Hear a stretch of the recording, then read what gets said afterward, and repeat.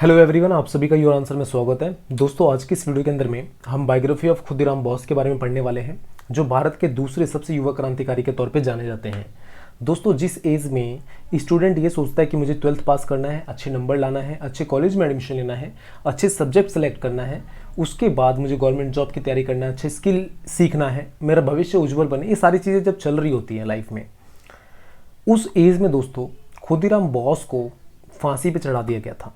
अंग्रेजों ने उन्हें फांसी पे चढ़ा दिया 1908 के अंदर में, मात्र 18 साल की एज में। जिस एज में बच्चा अपने भविष्य के बारे में लेकर सोचता है, चिंतित रहता है, उस एज में खुदीराम बोस ने अपने आप को एक क्रांतिकारी के तौर पर उभारा, क्रांतिकारी बनने का फैसला किया। तो दोस्तों, बहुत सारी लर्निंग इस वीडियो के अंदर में हमें जानने के लिए मिलेगा खुदीराम बोस की बायोग्राफी में से। वीडियो को आप लास्ट तक देखिएगा। दोस्तों, एक हमारे एजुकेशन सिस्टम की विडंबना है, ठीक है, हमारे देश की विडंबना है कि हम कुछ गिने चुने नाम के पीछे ही रह जाते हैं कि इन्होंने हमें आज़ादी दिलाई, पर भारत की आज़ादी में बहुत सारे लोगों का अनगिनत योगदान है। ठीक है, अनगिनत लोगों का अनगिनत योगदान है जिनके बारे में हम नहीं जानते। ठीक है, तो धीरे धीरे हम एक एक को जानेंगे। आज की वीडियो के अंदर में हम खुदीराम बोस के बारे में बात करते हैं। चलिए स्टार्ट करते हैं दोस्तों आज का वीडियो। सबसे पहले दोस्तों मैं बात करूं खुदीराम बोस का, तो खुदीराम बोस का भारत के इतिहास में नाम दर्ज है। कारण क्या है कि उन्होंने सबसे कम उम्र के अंदर में अपनी जान देश के लिए निछावर कर दी। ठीक है, मात्र 18 साल की एज में, जिस एज में बच्चा भविष्य को लेकर चिंतित रहता है कि भैया मुझे आगे डॉक्टर बनना है, आईएएस बनना है, आईपीएस बनना है, ये चीज़ें सोचता है, उस एज में वो क्रांतिकारी बनने के बारे में सोचते हैं। मात्र 18 साल की एज में उन्हें फांसी दे दी जाती है और वो खुशी से अपना जान निछावर कर देते हैं। खुदीराम बोस को 1908 में 11 अगस्त के दिन फांसी दे दी गई थी। दोस्तों, अगर हम उनके प्रारंभिक जीवन के बारे में बात करें तो खुदीराम बोस का जन्म 3 दिसंबर 1889 को होता है पश्चिम बंगाल के मिदनापुर जिले के अंदर में। मिदनापुर जिले के बहुवेनी गांव के अंदर में उनका जन्म होता है। दोस्तों, वो कायस्थ परिवार से थे। कायस्थ क्या होता है? एक प्रकार की जाति जो ब्राह्मणों और क्षेत्रियों के लिए अलग अलग जगह पे यूज किया जाता है। ठीक है, उनके पिताजी का नाम था बाबू त्रिलोकनाथ बोस, उनकी माताजी लक्ष्मी प्रिय देवी थी। ठीक है, खुदीराम बोस जब बहुत छोटे थे तभी उनके माता पिता का देहांत हो जाता है और उनके देहांत के बाद उनकी बड़ी बहनी उनका लालन पालन करती है, उनको बड़ा करती है, पालती है। और वो स्कूल के दिनों से ही बहुत ज़्यादा एक्टिव थे राजनीतिक गतिविधियों के अंदर में। वो राजनीतिक जो भी पॉलिटिकल गतिविधियाँ होती थी उसमें पार्टिसिपेट करते थे, गतिविधियों के अंदर में हिस्सा लेते थे। जो भी जुलसे होती थी, रैली निकलती थी, ठीक है, और उसके अंदर में वो शामिल होते थे और अंग्रेजों के खिलाफ, अंग्रेजी साम्राज्यवाद के खिलाफ में नारे लगाया करते थे। ठीक है, तो दोस्तों उस एज के अंदर में जब हम ये सोच रहे होते हैं कि हमें पढ़ना है, आगे करना है, हम गेम्स खेलते हैं, आज के समय में पबजी, फ्री फायर खेल रहे होते हैं आज के टाइम में, उस टाइम में वो अंग्रेजों के खिलाफ नारे लगाते थे। ठीक है, अंग्रेजों के लिए लड़ना चाहते थे।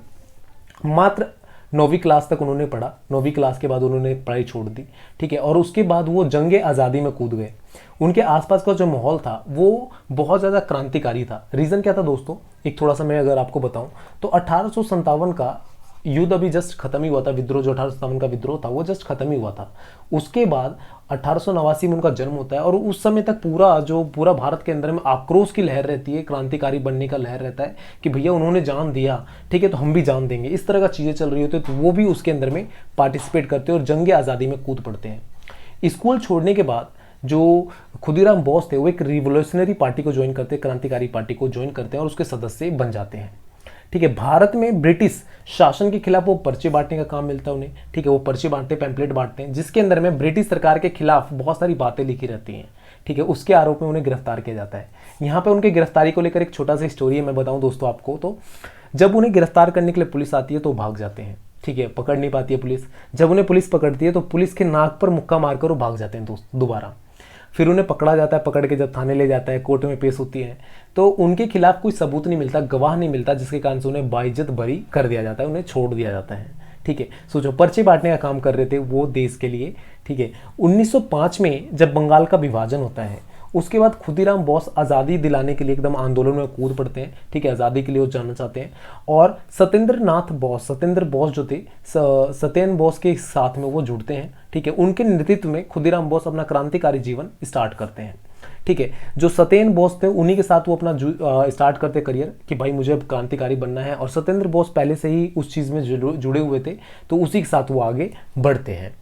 आगे मैं बात करूँ दोस्तों तो यहाँ पे उनका ये तो नॉर्मली होता है, आप क्रांतिकारी बनने के लिए उस सत्येंद्र बोस के साथ जुड़ गए, ठीक है, अब आगे बनना है, क्या करना है, तो वहाँ पे एक न्यायाधीश आते हैं, उनकी स्टोरी अब यहाँ पे ऐड होती है और वहाँ से उनका करियर मेनली स्टार्ट होता है। तो न्यायाधीश का नाम क्या था, एक जज आते हैं न्यायाधीश, उनका नाम क्या था, तो किंग्सफोर्ड करके उनका नाम था, ठीक है। अब ये खुदीराम बोस थे, वो मिदनापुर के अंदर में युगांतर करके ना एक संगठन होता है, उससे वो जुड़ जाते हैं, संस्था होता है, गुप्त संस्था। गुप्त संस्था क्यों, क्योंकि वो अंग्रेजी सरकार के खिलाफ में कार्य करती है और छुप कर रहती है। कारण क्या होता है कि अगर अंग्रेजों को पता चल जाए कि ये संस्था हमारे खिलाफ वर्क कर रही है तो उसके खिलाफ तो कार्रवाई होगी। इसके कारण से वो गुप्त संस्था थी, उससे वो जुड़ते हैं और उसके क्रांतिकारी सदस्य के तौर पर जुड़ जाते हैं, क्रांतिकारी कामों में जुड़ जाते हैं। जो भी वो काम वहाँ से दिया जाता था वो इसको करते हैं। जब 1905 के अंदर में बंगाल का विभाजन हुआ तो लॉर्ड कर्जन ने जब बंगाल का विभाजन का ऐलान किया कि भैया हमें बंगाल का विभाजन करना है, लॉर्ड कर्जन ने अनाउंसमेंट किया, ठीक है। उसके बाद बंगाल के अंदर में लोग बहुत ज़्यादा सड़क पर उतर गए बंगाल विभाजन के खिलाफ में, ठीक है, सड़क पर उतरे, ठीक है। अनेकों भारतीयों ने उस समय पे कलकत्ता जो मजिस्ट्रेट थे किंग फोर्स, उनको क्रूर दंड दिया, ठीक है। जैसे अब जो भी लोग सड़क पर उतरे बंगाल विभाजन के खिलाफ में, ठीक है, लॉर्ड कर्जन के खिलाफ में, तो भाई उनको गिरफ्तार किया गया। और उस समय के जो जज थे, कोलकाता जज थे, कोलकाता के अंदर में मजिस्ट्रेट किंग्सफोर्ड करके उनका नाम था, उन्होंने उन सभी को बहुत क्रूर दंड दिया, ठीक है, सजा सुनाई। उसके बाद लोगों के अंदर में आक्रोश था कि भाई ऐसे कैसे सजा सुना सकते हो आप, ठीक है। तो जो ये युगांतर यहाँ पे जो संस्था थी जो गुप्त रूप से कार्य करती थी और इसके अंदर में खुदीराम बोस क्रांतिकारी के तौर पर जुड़े थे, अब यहाँ पे इनका रोल स्टार्ट होता है दोस्तों। जब न्यायाधीश किंग्सफोर्ड की पदोन्नति होती है, जैसे इन्होंने फैसला सुनाया, तो इस तरह का फैसला से जो अंग्रेजी सरकार थी वो इम्प्रेस होती है और इनको प्रमोशन देती है, पदोन्नति दे देती है। उसके बाद इनको मुजफ्फरपुर के अंदर में ट्रांसफ़र कर दिया जाता है और वो न्यायाधीश के सत्र पर पद पर भेज दिया जाता है कि भैया आप हेड जज हो, आप जाओ वहाँ पर बैठो। इस तरह से चीज़ें चलती हैं, ठीक है। तो मुजफ्फरपुर कहाँ, बिहार के अंदर में आज के समय में, ठीक है। तो वो यहाँ पर उनको न्यायाधीश के पद पर भेज दिया जाता है, पदोन्नति प्रमोशन कर दिया जाता है, मुजफ्फरपुर के अंदर में वो बैठे होते हैं। अब युगांतर समिति बनाई जाती है, एक समिति गुप्त बैठक होती है युगांतर की, ठीक है, जिसके अंदर में किंग्सफोर्ड की हत्या करने का एक निश्चय होता है कि भैया उनको मारना है। मारने का रीजन क्या था कि भैया बंगाल का विभाजन हुआ 1905 में, उन्होंने जो उसके खिलाफ लोग प्रदर्शन कर रहे थे उनको उन्होंने दंड दिया, उसको लेकर उन्हें मारना है, ठीक है। ये फैसला किया जाता है और उसको करने के लिए एक पूरी टीम का गठन किया जाता है कि कौन जाएगा मारने के लिए, जिसमें खुदीराम बोस का नाम सबसे पहले आता है, ठीक है। इस कार्य के लिए खुदीराम बोस तथा प्रफुल्ल कुमार चाकी का नाम चयन किया जाता है। चाकी कौन थे, तो प्रफुल्ल कुमार के दोस्त थे, ठीक है। प्रफुल्ल कुमार चाकी खुदीराम के दोस्त थे, ठीक है। इनका नाम चयन किया जाता है कि भैया आप दोनों को जाना है और वो न्यायाधीश को मारना है, ठीक है। अब खुदीराम बोस क्या करते हैं, एक बम लेते हैं, एक बम और एक पिस्तौल दी जाती है खुदीराम बोस को। प्रफुल्ल कुमार को भी एक पिस्तौल दी जाती है, ठीक है। और दोनों निकल पड़ते हैं मुजफ्फरपुर भाई उनको मारने के लिए। आने वाले मतलब जब भी ये वहाँ पे जाते हैं तो ये निगरानी करते हैं बंगले का, आने जाने वाले हर रास्तों को निगरानी करते हैं, पूरी तरह से उसको स्टडी करते हैं कि किस तरह से कौन आ रहा है कौन जा रहा है, सब कुछ होता है, ठीक है। उसके साथ साथ में बग्गी घोड़े रंग क्या है कैसे आ रहा है उसकी आवाज़ तक, ठीक है, वो सारा कुछ देखते हैं। आपने RRR मूवी देखी होगी, ठीक है, RRR मूवी देखी होगी, तो उसके अंदर में भी क्या होता है कि जब वो बंदा मारने के लिए अंदर जाता है, ठीक है, जब वो लड़की को छुड़ाने के लिए जाता है तो आप देखा होगा आपने कि उन्होंने घोड़े की आवाज़, बग्गी का कलर, सब कुछ पहचान लिया था कि किस तरह से, जैसे वो आवाज़ आती थी लगता हाँ ये आ गया अब अंदर घुसना है, ठीक है। तो इस तरीके से सेम उन्होंने भी किया, ठीक है। घोड़े का रंग क्या था वो देख लिया, ठीक है। किंग्सफोर्ड की गाड़ी कब आती है कब जाती है, कहाँ रुकती है कहाँ नहीं रुकती है, ठीक है, सब कुछ उन्होंने देखा। उसके हिसाब से उन्होंने प्लान बनाया कि अब हम इसे मारेंगे दोस्तों, ठीक है। यहाँ से आगे हम बात करें तो एक दिन मौका पाकर उन्होंने देखते हैं कि किंग्सफोर्ड बस निकल रहे हैं, बग्गी में निकल रहे हैं और उनकी बग्गी पर बम फेंक देते हैं। पर इनका दुर्भाग्य रहता है वो जिस बग्गी पर बम फेंका गया, जो गाड़ी पर बम फेंका गया, उस बग्गी में किंग्सफोर्ड मौजूद नहीं थे, ठीक है। उस गाड़ी के अंदर में एक दूसरे अंग्रेजी अधिकारी की पत्नी और बेटी थी उस गाड़ी के अंदर में, जिसके कारण से जो उन दोनों औरतों की डेथ हो जाती है, पत्नी और बेटी की, दूसरे अंग्रेजी अधिकारी की डेथ हो जाती है, मृत्यु हो जाती है। पर किंग्सफोर्ड होते हैं वो बच जाते हैं, जिनके कारण से मौत हुई है। उसके बाद अंग्रेजी पुलिस जो होती है उनका पीछा करने लग जाती है।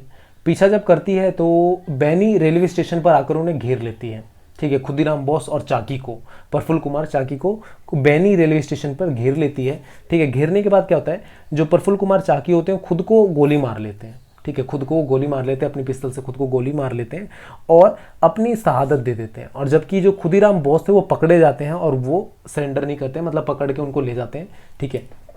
अब आगे उनके ऊपर कार्रवाई होती है दोस्तों। मुजफ्फरपुर जेल के अंदर में जिस मजिस्ट्रेट ने फांसी पर लटकाने का आदेश सुनाया था, खुदीराम बोस को, कई रिपोर्ट्स के मुताबिक ये कहा जाता है कि खुदीराम बोस एक शेर के बच्चे की तरह, सोच रहे हो, शेर के बच्चे की तरह निर्भीक होकर फांसी पर चढ़ते हैं, ठीक है, और वो फांसी पर चढ़ जाते हैं। जिस समय वो फांसी पर चढ़ते हैं तो उस समय उनकी उम्र मात्र 18 साल 8 महीने 8 दिन की थी, ठीक है। 11 अगस्त 1908 को मुजफ्फरपुर जेल के अंदर में उनको फांसी दे दी जाती है। जब खुदीराम बोस शहीद हुए तो उसके बाद जो अन्य विद्यार्थी थे उनके ऊपर उसका इम्पैक्ट बहुत गहरा पड़ा। बहुत सारे विद्यार्थी सोग में डूब गए, ठीक है। जो भी उनके आसपास के लोग थे, विद्यार्थी थे, अन्य लोग थे, वो सोग में डूब गए। कई दिनों तक कॉलेज बंद रहे, ठीक है। और कॉलेज नौजवान जो भी थे ना, जो उस समय उनका एक कल्चर चल गया था। कल्चर किस तरह का, तो उनकी तरह धोती पहनने का। जो खुदीराम बोस थे धोती पहनते थे और धोती पे एक किनारे पे खुदीराम लिखा रहता था। ये कल्चर चल गया था दोस्तों। खुदीराम के सम्मान में लोगों ने ऐसा करना शुरू कर दिया था, ठीक है। तो ये चीज़ें चल रही होती हैं और सोचने की बात होती है दोस्तों। जिस साल में बच्चा, जिस एज में, मतलब 18 साल की एज में, जिस एज में बच्चा ये डिसाइड नहीं कर पाता है कि मुझे आगे करना क्या है, आर्ट्स लेना है, कॉमर्स लेना है, साइंस लेना है, किस कॉलेज में एडमिशन लेना है, वो अपने फादर या फिर अपने रिलेटिव पर डिपेंड करता है। उस एज में खुदीराम बोस ने अपनी जान को निछावर कर दी भारत माता के लिए, ठीक है। ये बहुत बड़ी बात है। और उस जज के मुताबिक, जैसे मुजफ्फरपुर जेल के अंदर में जब उन्हें सजा सुनाया गया कि भैया आपको फांसी पे लटकाया जाएगा, ठीक है, जब उन्हें पकड़ लिया था बैनी रेलवे स्टेशन से, ठीक है, तो जज ने ये बोला कि भाई जब मैं वहां पे मौजूद था, जो वहां पे रिपोर्ट्स हैं उसके मुताबिक ये कहा गया कि निर्भय होकर हंसते हुए फांसी पे चढ़ गए थे, ठीक है। हंसते हुए एकदम फांसी पे मस्त आए और चढ़ गए, उनको कोई दिक्कत ही नहीं हुआ, इस तरह से वो बताया जाता है। वो कहते हैं कि एकदम शेर की तरह चढ़ गए थे, ठीक है। तो ये सोचने वाली बात है दोस्तों आज के टाइम पे, ठीक है। उनका एक कल्चर चल गया था काफी समय तक। लोग उनकी जो धोती होती थी उस तरह से धोती पहनते थे, धोती के एक किनारे पे खुदीराम बोस लिखा रहता था, ठीक है। तो दोस्तों हमारी एजुकेशन सिस्टम की ये विडंबना है, ठीक है। हमें अफसोस करना चाहिए कि हम कुछ गिने चुने नामों के पीछे ही रह जाते हैं कि भैया इन्होंने आज़ादी दिलाई। ग्रास रूट पे बहुत सारे ऐसे लोग थे जिन्होंने आज़ादी के लिए अनगिनतों लोगों ने अपनी जान निछावर करी। तो हम योर आंसर के थ्रू बहुत सारी ऐसी बायोग्राफी आपको लेकर आएंगे आपके लिए, जिससे आपको लर्निंग मिले सीखने के लिए, ठीक है। तो फ्रेंड्स आपको वीडियो कैसी लगी कमेंट करके बताएं, ठीक है। और इस योर आंसर जो हमारा नया चैनल है इसको सभी दोस्तों तक पहुंचाएं, शेयर करें अपने सभी दोस्तों के साथ, लाइक करें और हमें मोटिवेट करें कि और भी इस तरह की वीडियोस लेकर आएँ। ज़्यादा बड़ी वीडियोस नहीं होती हैं, छोटी छोटी वीडियोस हैं। आप देखोगे लाइफ में सीखने के लिए बहुत सारी चीज़ें मिलेगी। कब कौन सी वीडियो से आपको सीखने के लिए बहुत सारी चीज़ें मिल जाएँ कुछ आइडिया नहीं होता दोस्तों, ठीक है। तो दोस्तों सारी वीडियो को लाइक शेयर सब्सक्राइब जरूर करें, अपने दोस्तों तक पहुंचा हमारे चैनल को। तो friends thank you for watching me, thank you for listening me, bye bye, take care, all the best.